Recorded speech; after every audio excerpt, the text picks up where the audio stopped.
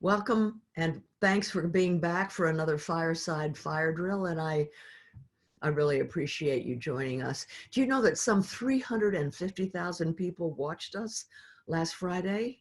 I mean, it's 120 people, 126 people signed up to volunteer. And that makes 1.5 million people tuning in since May across all platforms.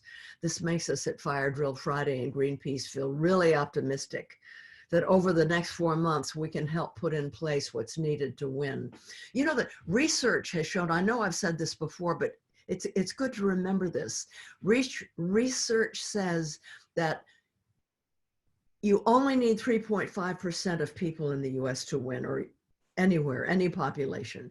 Any cause that's supported by 3.5% of the people wins. That's 11 million people in the US. We can do this.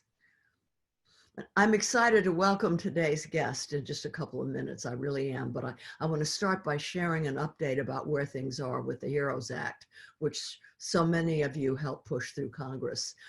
The bill is critical to our frontline workers and to those out of work because of COVID-19, to small businesses and cities and counties and states who are faced with layoffs of millions more workers if they don't receive the financial assistance that's promised in the HEROES Act. On March 26th, seems like a century ago, the Labor Network for Sustainability held a large virtual meeting of major labor leaders and climate activists, which I attended.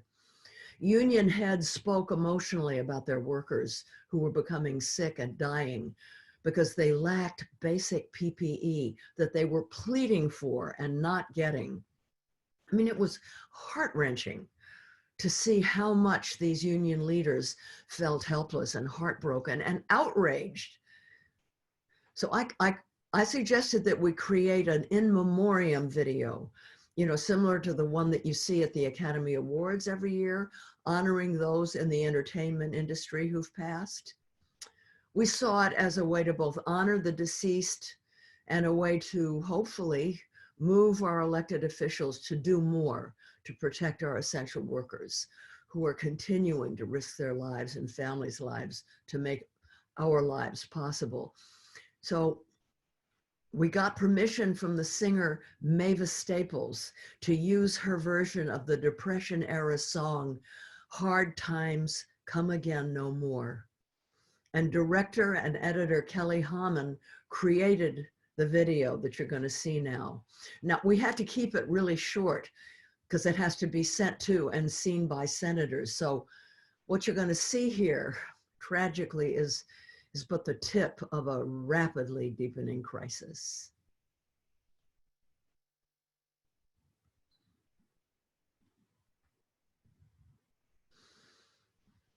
Hold on, we're going to get the video up.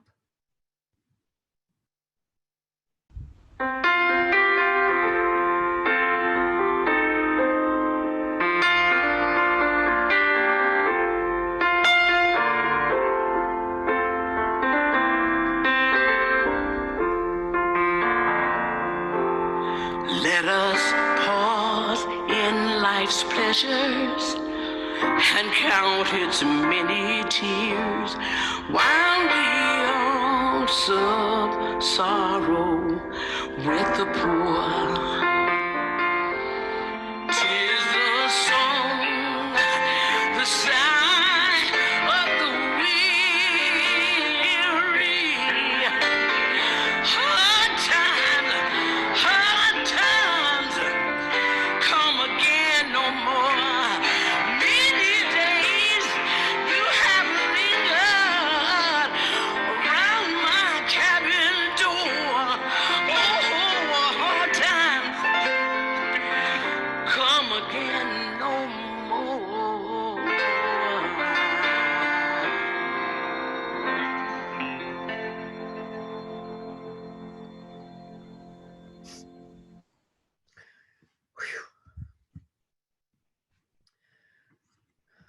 Pray for the dead and fight like hell for the living. We need you to fight like hell right now, okay? We're sending this video to those of you who have texted Jane to 877-877, and those who've signed up as volunteers, along with instructions for how to forward it to senators and what to say. And those of you who haven't signed up yet and want to participate, please do so right after fire drill, today's fire drill, by visiting the Take Action page on firedrillfridays.com. We'll post the links here in the chat and across social media channels. Oh, God, let's just hope that the video touches the senators' hearts and encourages them to support the HEROES Act and our brave frontline workers. But now I have some good news to share as part of our weekly good news segment. Last week, actually, I have two things. Last week, the federal court upheld a lower court decision reversing a Trump administration policy that eliminated protections for grizzly bears in and around Yellowstone National Park. Score 1 for the Grizzlies and 0 for Trump. Also, last week, the Supreme Court issued a stunning ruling. The eastern Oklahoma land is an Indian reservation. The justices ruled 5-4, declaring that Congress never diminished or disestablished the land as reservation. The Muskogee, Cherokee, Choctaw, Seminole, and Chickasaw nations were hoping for a ruling that would uphold their sovereignty and the status of their lands as reservations, which currently make up around 19 million acres and nearly the entire eastern half of Oklahoma, including much of Tulsa. The court's rulings will have major consequences for the tribes in terms of state laws, including zoning and taxation, family, and environmental law, and allow for appeals of cases heard by state courts, which are now under federal jurisdiction. This win was many years in the making, and we celebrate this landmark victory alongside all those who fought for it. Oh, we got to ask ourselves, in a wealthy country that calls itself a democracy, there are so many hardworking people that can just barely make ends meet. They have to work 2 or 3 jobs just to put meals on the table. Why do millions of indigenous peoples and people of color, why are they purged from voter rolls? Seeing their voting precincts moved far away with no means to get there. They're denied the ability to vote because Republican legislators fear that they'd vote Democratic. Isn't this taxation without representation for all these people and all of Puerto Rico and Washington, D.C.? Isn't that what our revolution was fought for? So we'd be all represented? Shame on us for this hypocrisy. But now here's another thing that's really important besides voting in 2020, the 2020 census. You know, I'm ashamed to admit it, but I didn't realize until recently why the census is so critical to our democracy. And I assume I'm not the only one. So I just want to talk about that for a moment, okay? Now listen to this. Every 10 years, the US Census is taken. It's a process that's meant to count every single person living in the United States, regardless of age or permanent residency. I mean, even if it's a 2-month-old child, everyone is counted.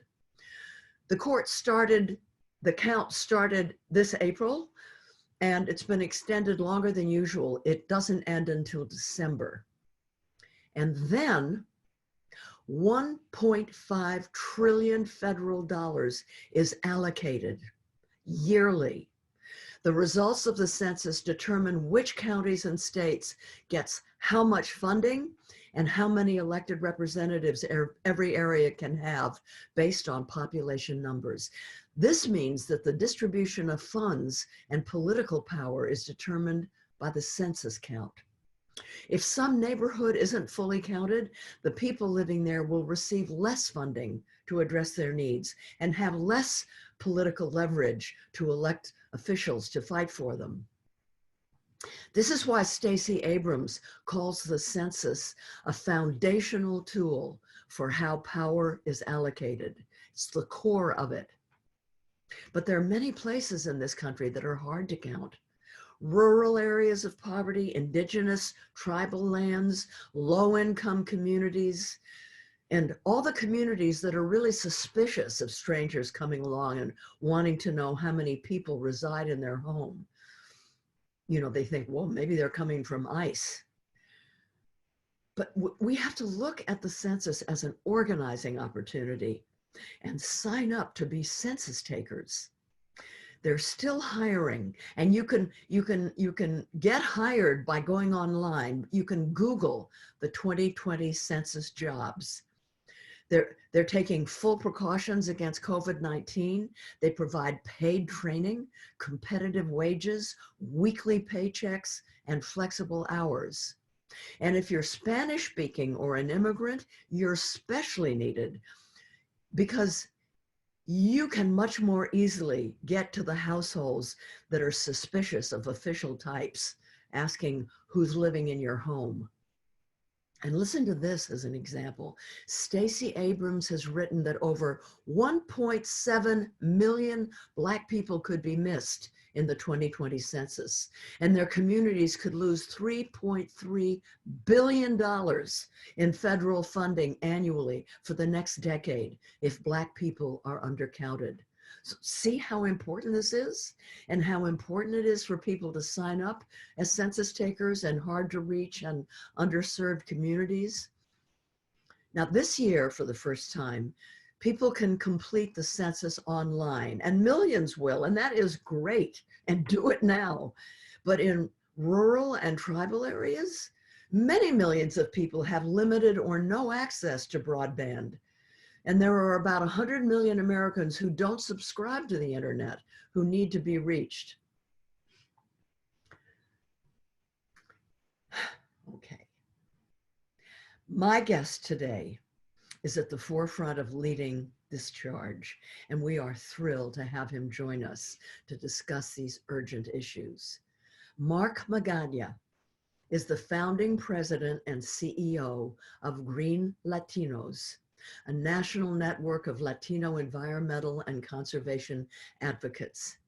Mark has 3 decades of experience in Washington, D.C., and among other positions in Congress and the administration, was the first Latino to serve as senior staff at both the White House and in congressional leadership.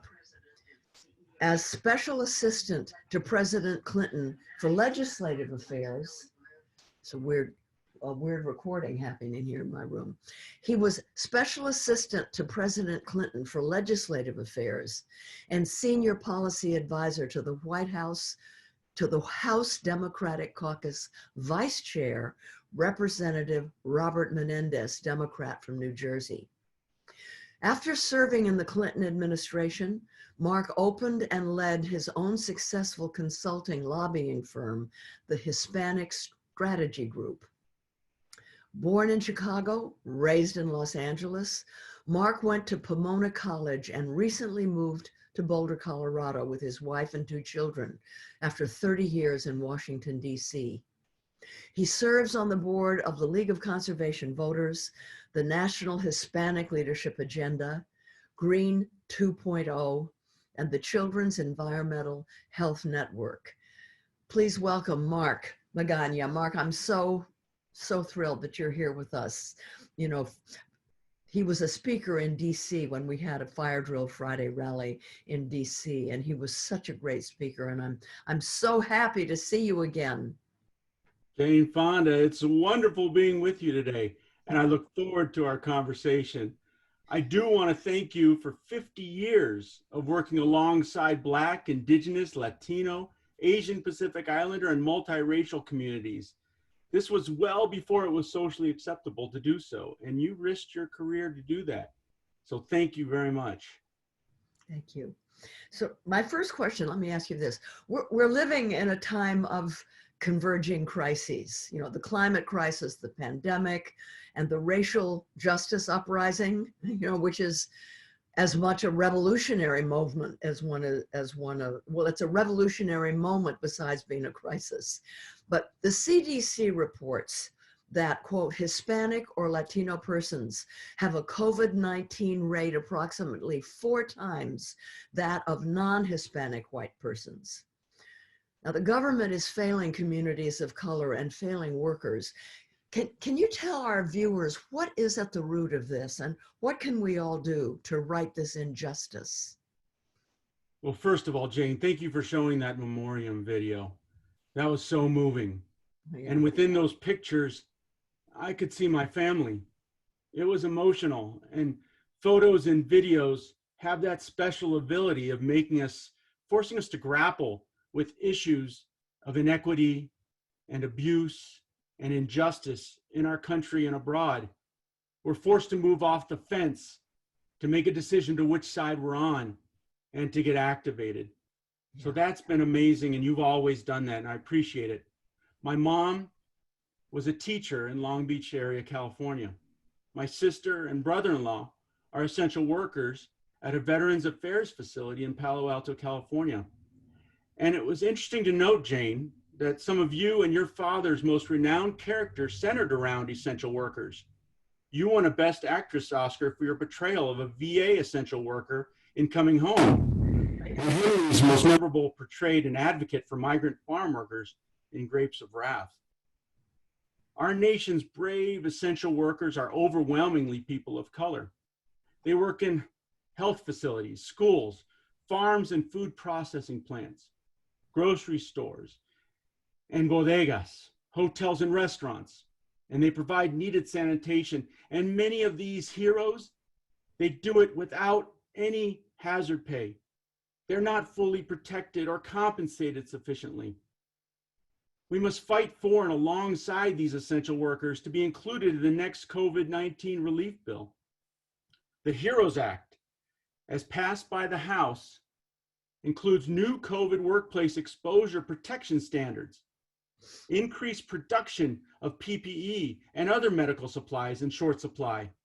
It expands paid sick and family and medical leave and provides additional federal funding for Medicaid programs to help protect people's coverage and extends enrollment periods for Medicare and the Affordable Care Act.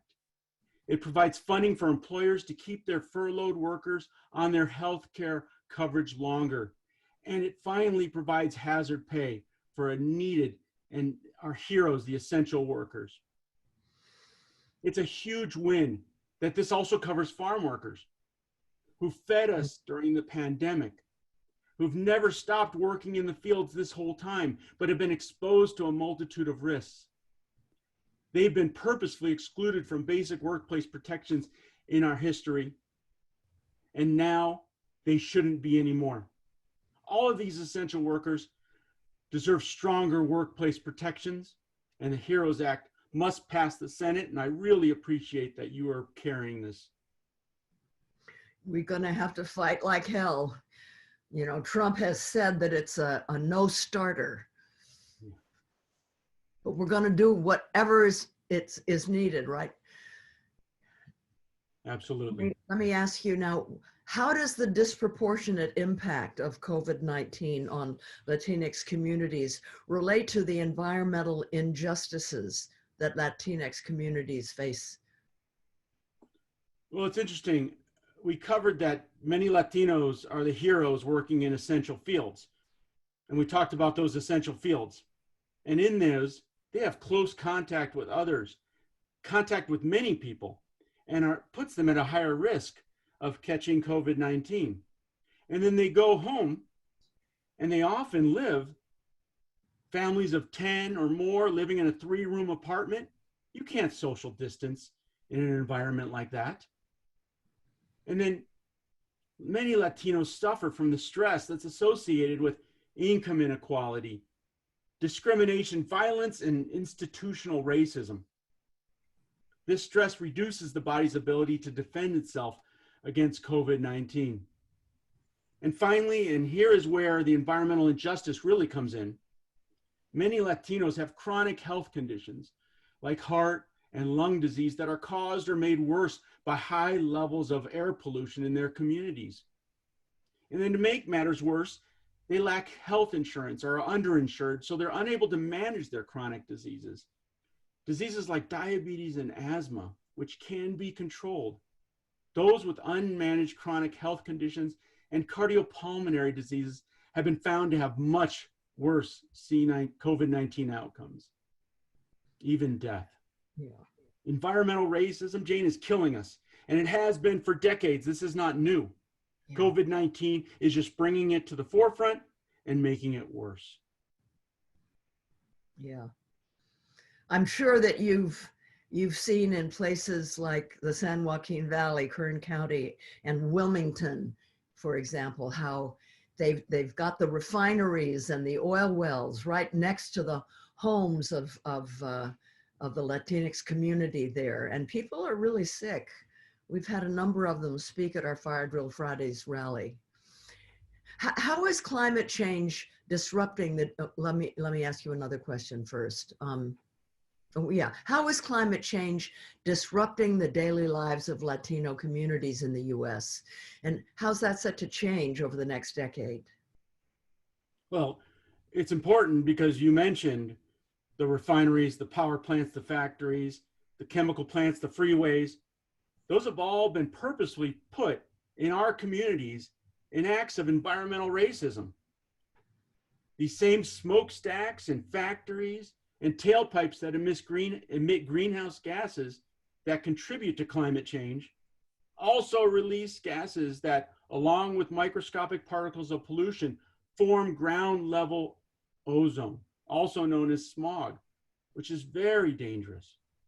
Heart and lung disease and other chronic conditions are associated with and exacerbated by ozone pollution in our communities. Jane, for me, when I was 6, we moved to the LA area. And LA in the 70s, as you know, because you lived in the Hollywood Hills at that time, was dangerously polluted with ozone pollution. We would listen to the weather reports in the morning, not to check for the rain. I mean, come on, it was LA.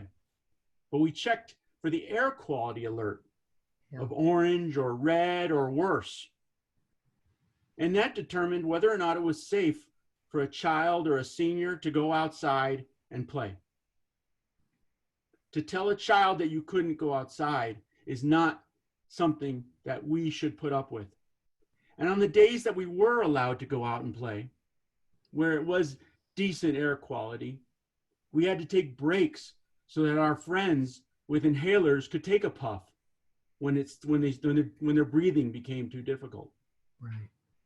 And when things got really bad, we knew which houses were closest to the fields we were playing in so that we could run them there to get help.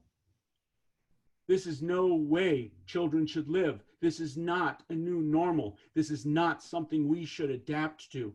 And climate change is only exacerbating it. And now I have 2 children. I've got a 5-year-old and a 7-year-old. And I'm fortunate to be able to get them air purifiers in their rooms, to get them water purifiers so they can drink clean water, to get them organic food, which used to be called food.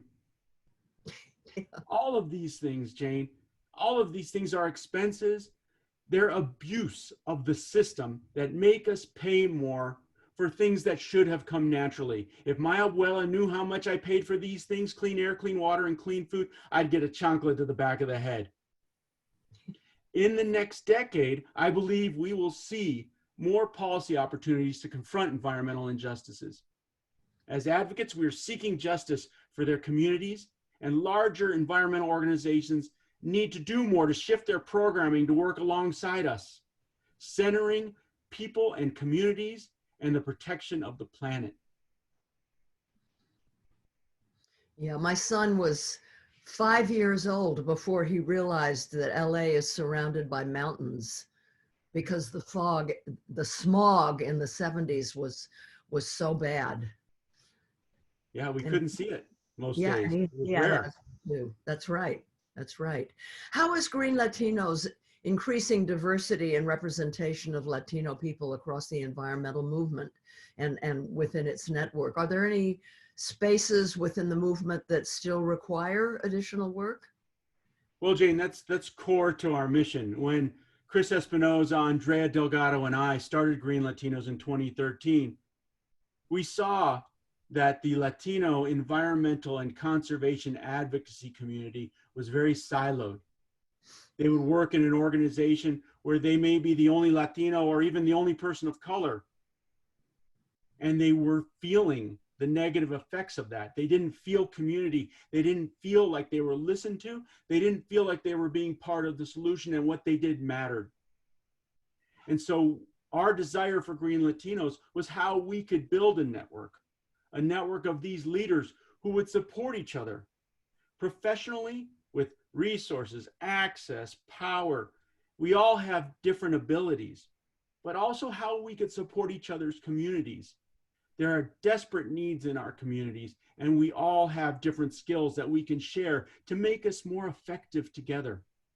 Over the last few years, GreenLatinos has been living this value by providing small micro-grant opportunities to our members and local partners to assist them with their work across the issue of water, climate, and land conservation. We work to get more Latinos hired in the movement, to maintain them in the movement, and to elevate them in the movement. So we have senior members, but the need for additional work abounds. Internally, our network of GreenLatinos across the country needs to do more to confront our own anti-Blackness that exists in our communities and be aggressively anti-racist. The mainstream environmental movement needs to center equity and justice and anti-racism in their work, while supporting and following the lead of EJ communities, those who know the best solutions for their own communities.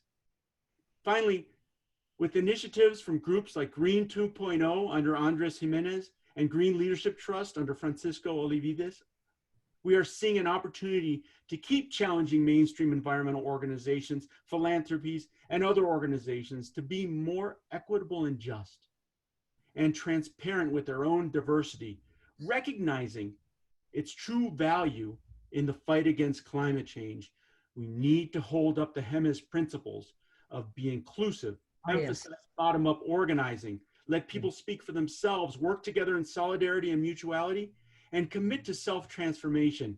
For it's only through self-awareness and self-transformation that we'll build a truly equitable and just coalition to defeat this climate crisis. Yeah.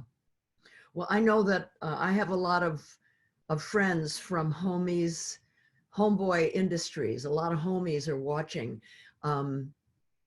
If they asked you what they could do, what would you tell them? What they don't could have do, much money. No, I mean, number one, we all need to address our anti-Blackness in our communities. We all need to be aggressively anti-racist.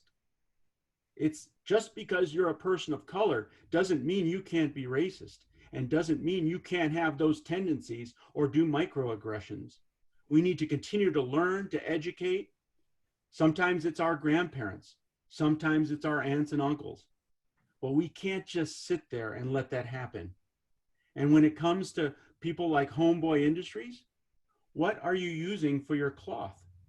Are you recycling? Are you for your shirts, for your pants? What is your energy source? Is it solar? Is it wind? What's your ink? Are you using union work? All of these things are very important. What's your level of waste? Is this a commodity that's just in a year going to be thrown out?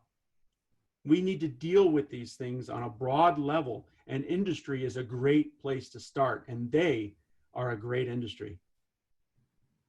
Thanks.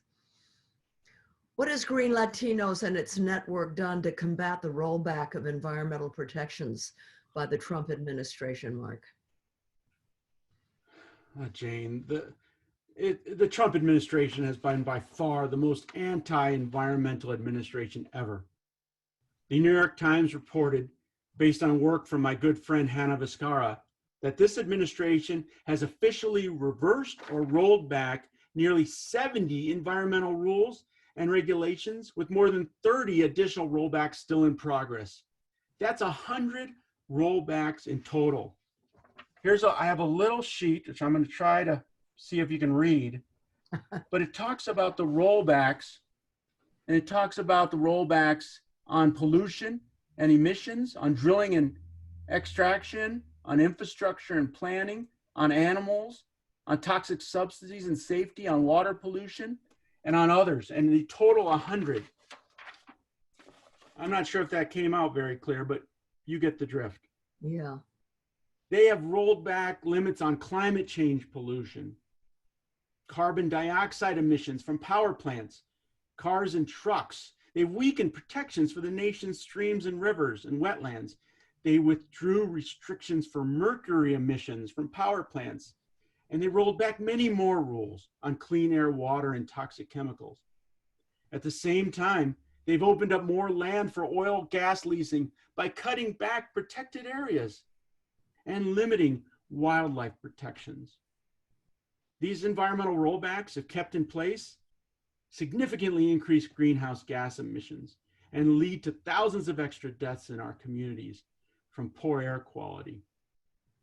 A significant amount of GreenLatinos' work under this ugly administration has been to defend these critical environmental policies. We brought together Latino community leaders and advocates from across the country to speak out and raise their concerns on these rollbacks. We built intersectional coalitions with partners like the National Hispanic Medical Association, Hispanic Access Foundation, and the Clio Institute, to name a few, to strategically push back against rollbacks that protect public health from harmful air pollutants like methane gas or mercury pollution that I mentioned earlier. We're letting our voices be heard, and even on the recent rollbacks of the bedrock environmental protections contained in the National Environmental Protection Act. That's something to note, Jane. He's rolling back the National Environmental Protection Act, which gives our community a voice. We've all engaged our membership in communities to submit public comments, call and meet our elected representatives, educate other community members on these impacts, and teach them how to advocate and be activists for the environment. We will hold elected officials accountable for their votes on the issues affecting health and welfare of the Latino community. Yeah. A number of people in the chat box have asked if they can access that graph that you showed about the various rollbacks so they can share on social. So maybe we'll be doing that. You can find it, or you put the link up from a New York Times article that was just updated July 15th about the 100 rollbacks of environmental regulations. Why do several environmental organizations, your members included, feel it's necessary to involve themselves in efforts to curb voter suppression and voter registration? I mean, Jane, voting is democracy. Voting should be easy. Voting should be accessible. It shouldn't be restricted in any way. Access will ensure a well-functioning democracy where all voices and all votes count. But we know that's not the truth in many places in our country, mostly in communities of color, where the access to the ballot box is severely restricted, as you mentioned in your opening comments. Voters are clearly being suppressed. We need to make voter registration automatic. Even pre-registering 16 and 17-year-olds, have same-day registration on election day, and online registration must be available universally. Mm-hmm. We need to make voting more convenient with universal mail-in ballots, no excuse absentee voting, early voting, and more voting centers in communities of color, not less like they're doing now. People are waiting 5, 6, 7, 8 hours in line, even in Washington, D.C. We need to restore the voting rights of formerly incarcerated people. They deserve the right to vote. And voting is the only way that we can compete with the unlimited political spending of fossil fuel interests and the oversized access to power and influence that they can buy with it. If your community isn't voting, its issues aren't being prioritized. If your priority is the environment, then voting is a great way to say it loud and make a change. Jane, I'm on the board of the League of Conservation Voters, and they're doing great work ensuring that candidates and elected officials know that their supporters expect them to stand up for the environmental and conservation agenda when they are elected. But if we don't vote, then we can't hold them to this commitment, and we can't complain. LCV also has a fantastic Latino engagement program called Chispa that was started by my board member, Jennifer Allen Rose, that people should check out.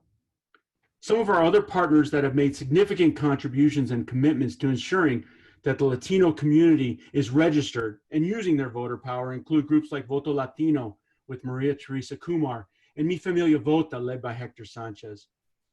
They're committed to and moving forward with registering hundreds of thousands of new voters before our elections this November. These are a true testament of the power of community organizing and the enthusiasm of our community to have our voices heard at the ballot box. So out there, if you have the legal right to vote, vote in every election, every primary, the presidential, state, and local elections. Let your voice be heard, voted, and be counted. And Jane, this reminds me, I just moved to Colorado and I need to re-register to vote here ASAP. Yeah. Don't forget. I know you won't forget. I won't. Yeah. I'll do it right after this. There's a lot of wonderful environmental things happening, especially around the issues of just transitions in Colorado. So I'm kind of jealous that you live there. By the way, the link to the New York Times article that has the graph that you were showing about the various regulations that have been rolled back, people can find it in the chat box. Okay, where does GreenLatinos, Mark, see the best opportunity to enact meaningful policy change in the next year? Well, 2020 has been a heck of a year. Within this calendar year, we must demand that our elected officials at all levels enact policy change to address the immediate needs of the moment. That includes COVID-19 and the movement for Black lives. As I said before, we need to protect our essential workers. We need to support those in need. And we need to put into law the policies that will aid us in moving forward to becoming a more just and equitable society. These are significant issues and they're not going to go away. COVID-19 pandemic has torn down the fake narrative that communities across the country are safe, are healthy, they've got access to clean resources such as clean water for daily use. That is not true. There's growing momentum in Congress, at least in the House, that responds to this inequity that exists to improve access to clean water. Over the next 12 months, which includes next year, we need to elect a new president and a new Congress. We need to pass a Green New Deal, a Blue New Deal. We need to conserve 30% of our land and waters by 2030. And we need to pass a climate justice policy like the Environmental Justice for All Act by Natural Resources Chairman Raul Grijalva and Representative Donald McEachin. Check it out. We need strong climate leadership in all branches of government. And in the absence of federal climate leadership that we have now in absence, we need regional, state, and local push for clean energy in the next decade. We need our governors and other local officials to commit to taking policies where federal leadership has continued to fail us. In California, for example, they have the opportunity to create a 2,500-foot buffer zone on all new oil and gas development. This will prevent development from happening dangerously close to homes, schools, childcare facilities, playgrounds, hospitals, or health clinics. This seems like just common sense, and it's a shock that it hasn't happened yet. And other states with oil and gas development need to follow. And soon, we all can justly transition away from fossil fuels. These state and local actions are leading the way to solving the climate crisis where the federal government is absent. Yeah. All the scientists say that what's needed is, as you say, a 2,500-foot health buffer between fossil fuel infrastructure and people's homes. And in California, our governor, who's very good on a lot of things, but he has been not willing yet to enact a 2,500-foot buffer. So those who are watching who are from California, write to Governor Gavin Newsom demanding that he enact a 2,500-foot health buffer. Yeah, I mean, Gavin ran on being an environmentalist. He needs to respond at this time and show that the voters didn't make a mistake. Yeah, I don't know what's with the California governors, the good ones. Gavin is a good governor in so many ways, Jerry Brown, but they yet haven't, well, Jerry Brown never did stand up to the fossil fuel industry. And so far, Gavin Newsom hasn't shown that he can stand up to the fossil fuel industry. And we have to really demand that he does. I mean, he would be a global hero if he did, because, you know, as goes California, we're the 5th largest economy in the world. And if we said no more new fossil fuel infrastructure and enacted a 2,500-foot health buffer, we would set a standard for the world, and it would be so important, and he would be a real hero. So let's force him to do it. Yeah, and they couldn't claim, if California does it, they couldn't claim that it would ruin our economy. Yeah, right. The 5th largest, economy. So if they won't stand up, we will. Yes. Hey, do you see a displacement as a result of climate change and extreme weather events as a major issue for Latino communities in the US and abroad? Yeah, I mean, it's a major issue. There is significant displacement, and it's happening domestically and internationally. Extreme weather events like the hurricanes that we've seen, the major hurricanes in Puerto Rico and New Orleans and Houston, flooding in Florida and across the country, wildfires in California, and droughts in the Southwest that are displacing families and places across the US. This is something that we need to address, and people are increasingly experiencing the live effects of climate change. In Latin America, floods and extended droughts have disrupted the ability for subsistence farmers to grow food that they've grown for centuries, food like corn and beans. And if you can't grow corn and beans, you can't feed your family. And you have no alternatives. You don't have safety nets like FEMA or unemployment insurance or farm bailouts to help you out in many of these countries. So your only alternative to feed your family is to migrate and make that difficult journey. We did polling with Earth Justice in 2015 that showed that Latinos are the most concerned about climate change, and that they're the most concerned because of the effects internationally. The effects on their countries of origin and their friends and families that still live there. We are feeling climate change globally now, and it's causing millions of climate refugees.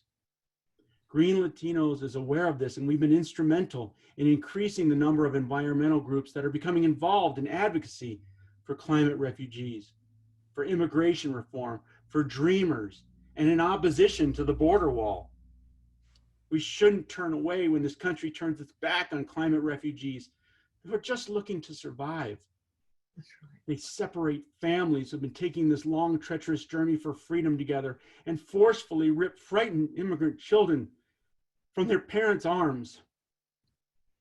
And they put them in cold cages and leave them there, rocking back and forth, crying for their parents. This immigration system is broken, and this administration is broken. As a father, I can't imagine being forcefully separated from my young children like this, even for a day. Climate change is displacing our families and creating millions of climate refugees, and it must be stopped. Yeah. You know that the World Health Organization estimates that if we don't confront the climate crisis, by 2050, there will be 200 million climate refugees in the world. We have to figure this out. And anyone who doesn't Yeah, anyone who doesn't think that that's a national security issue needs to look closer. And I believe that's an underestimate. Yeah, But yeah, yeah. that's right. That's a lot. By the way, somebody in the chat box says that they're really frustrated because, you know, if we can't even persuade people to wear masks in the COVID crisis, how are we going to persuade people? But I just want to say again, you know, don't anybody that's dumb enough to not wear a mask right now, don't worry about them. We need 3.5% of the people, right? So we don't need to worry about those. Don't get frustrated, get angry and fight. Let me ask you a few more questions, Mark. GreenLatinos recently put out a statement supporting the Black Lives Matter movement, which was so great. Tell me why that was especially important to the network and to allies in the Black, Latinx, and Black community GreenLatinos work with. Oh, thanks, Jane. When Black Lives Matter action started this summer, my family and I lived in a condo on Pennsylvania Avenue between the White House and the Capitol. From our home, we would hear the activists, the chants of the marchers, and we'd run down to join them. And then we'd get on our bikes and join other actions as they happened in every part of the city. I want to show you the sign that my children made about a month and a half ago that until today we had on our bike. And I'll put it back. I didn't feel good even taking it off to show you. That's so But great. we have it on there every day. It's not a march sign. It's a life sign. And as parents, we're doing what we can to be an anti-racist family and teach our children to stand up for others. So having GreenLatinos give our solidarity to Black Lives Matter was the right thing to do, and it was the only thing to do. It's vital that the environmental and Latino community fight alongside other communities that are leading, like the Black and Indigenous communities are doing so now. For our movement and our liberations are intertwined with theirs. Yeah. As a network, GreenLatinos is proud to be able to work in coordination with groups like Hip Hop Caucus, NAACP, We Act for Environmental Justice, and Green for All, just to name a few. And we learn every day from such historical EJ leaders, and you've had many of these on your show and at your marches, like Dr. Robert Bullard, Dr. Beverly Wright, Jackie Peterson, Reverend Lennox Yearwood, Reverend Leo Woodbury, Colette Pichon Battle, Leslie Fields, Peggy Shepherds, Adrian Hollis, and the list goes on.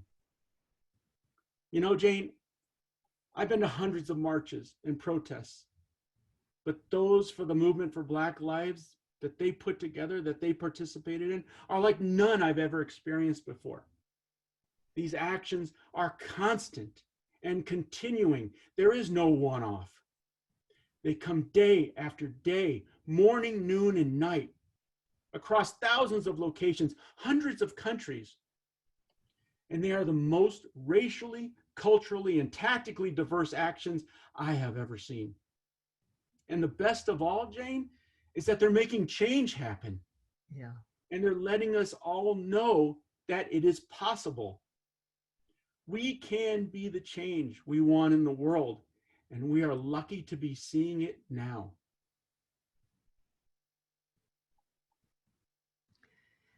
The 2020 census counts every person living in the United States and 5 US territories. Mark, what advice do you have for those who haven't responded to the census? Respond to the census. Just do it. Just do it. Grab your envelope, go online, get your children to help you, bring your family together to do it. The US Census is important. It decides how money is distributed to your community. It decides where schools should be placed. It decides access to resources. It decides how many elected officials that you're going to get. In fact, it determines how $1.5 trillion a year in federal tax dollars are going to be spent, and whether they're going to be spent on your local schools, your roads, and your relief for natural disasters or not. We won't be fairly represented in our communities unless you're counted. It may not seem like a big deal if one person misses the census, but when it comes to adequate funding for our schools and communities, every person counts. Green Latino supports organizations like NALEO, LULAC, Unidos US, Latino Justice, and Poder Latinx, and other organizations that are working on making sure Latinos fill out the census. And for those that are still unsure or are feeling uncomfortable about completing the census, please know two things. The US Census Bureau cannot release any identifiable information about you, your home, or your business. And the 2020 census will not include a citizenship question. We won that battle in the courts. Yeah. So please do so right after this conversation. Yes. Fill out your census or go online to do so. It matters for your community and it matters for your future. And not undocumented people are counted as well. You know, it doesn't matter if you're a U.S. citizen, you're still counted, and it is, as you said, it will not be made public. And like you said earlier, which I forgot to mention, if you want to work for the census, there are many opportunities, especially for bilingual census takers. It is important that in communities of color, that they see people of their own community at their door, asking them questions, that they hear someone that speaks their own language. This is the way we're going to get the census to be complete. Right. So it's vital. So thank you for pushing that, and thank you for putting it in your chat. My sister was a census taker. Oh, she was? Okay. So I have one last question for you, and it has to do with something that you said when you spoke at the Fire Drill Friday rally in DC that has just really stuck with me. You talked about a documentary moment. Please explain what you mean by documentary moment and how that applies to the time that we're living through now. Well, if this is our final question, and it seemed like the hour blew by, it's been an amazing opportunity to hold a conversation with you, Jane, and once in a lifetime, and I appreciate this opportunity.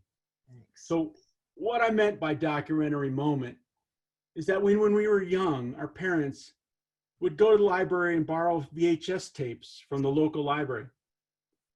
And we'd come home, we'd eject the Jane Fonda workout tape from our VHS, and we would be suddenly transported to a different time, watching documentaries about the farm worker movement with Cesar Chavez and Dolores Huerta, the civil rights movement with Martin Luther King and Rosa Parks, the anti-war movement with you and Tom, the women's suffrage movement to give women the right to vote with Susan B. Anthony and Elizabeth Cady Stanton, and the abolitionist movement to end slavery with Frederick Douglass and Harriet Tubman.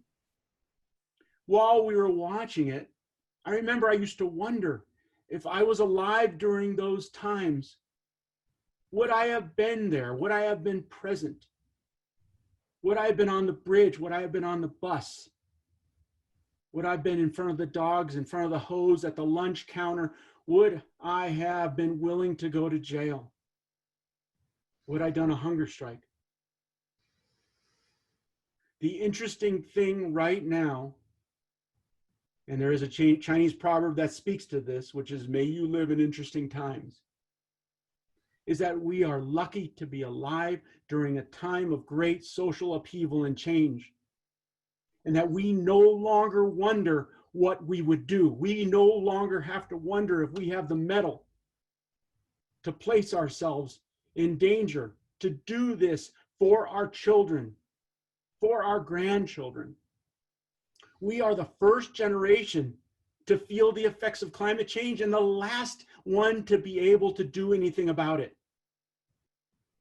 This moment of great upheaval demands large systemic change to defeat the climate crisis. And systemic change will only come with millions of people activated. 11 million to be precise, right, Jane? Right. So when your children ask in the future, when they're watching the documentaries of this moment, and your grandchildren, and they say, what did you do, abuela? Were you on the bridge? Did you fight? You don't want to be silent. You want to be able to say, I fought for you. In fact, you were there too. I had you on my shoulders. And those experiences, Mija and Mijo, those made you the loving warrior that you are today. We need to make this intergenerational, and we need to make it count now.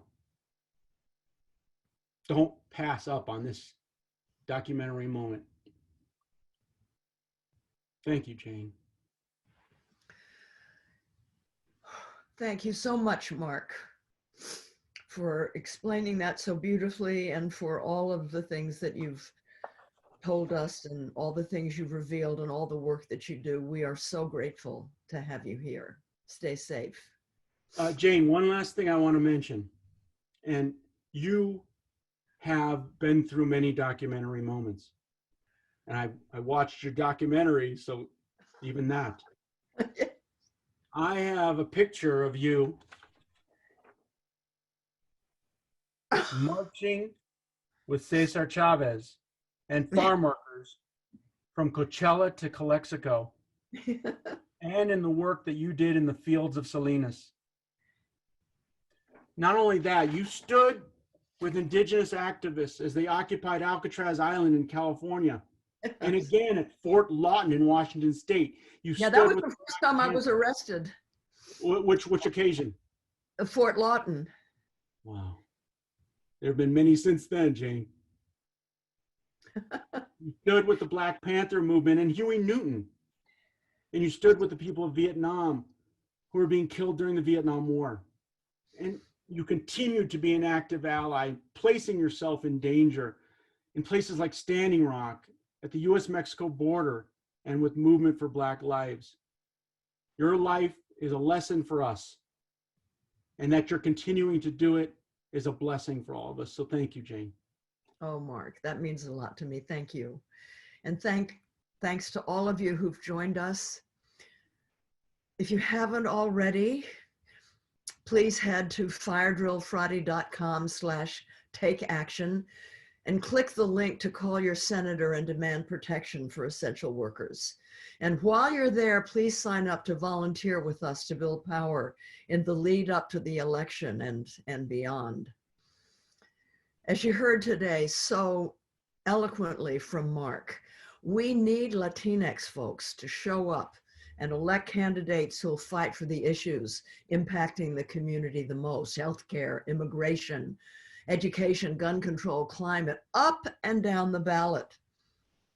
As part of the massive electoral program Fire Drill Fridays and Greenpeace recently launched, we're committed to facilitating the voting process for Latinx voters in English and Spanish, from registration all the way to the voting booth. In addition to the Latinx voting program, Greenpeace also launched Planeta Hey. I don't know if I'm pronouncing that right. Planeta Hey. It's a bi-weekly web series focusing on the intersection between the Latinx community and the environmental movement, created and hosted by two Latinx women, Crystal Mojica and Valentina Stackel. It delves into Latinx culture, the issues impacting the community, and features prominent Latinx voices in the movement. So be sure to check it out on the @Greenpeace USA Instagram page and Greenpeace USA YouTube channel.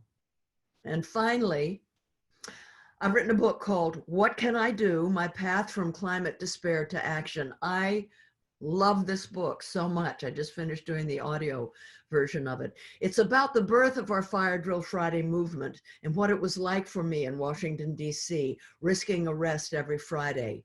And every chapter focuses on one of the aspects of the climate crisis, health, forests, oceans, women, plastic, immigration, and a Green New Deal. And every chapter ends with a section about what you can do. It's very concrete and very user-friendly. The book has become, I swear, it's become my textbook. I'm saying this because I hope you will pre-order the book, because that will help it become a bestseller, which means more people will read it. Now, it's coming out before the election for a reason. In its own little way, I'm hoping that it will influence the election. And I've made a special video for those who do pre-order the book. It takes you behind the scenes in my home where I do these Fire Drill Friday recordings, and to my kitchen where I show you ways that I've reduced my single-use plastics. So thank you again for joining us today. Thanks to Mark Magaña so much, and stay safe, stay healthy, take good care of yourself. I'll see you next time.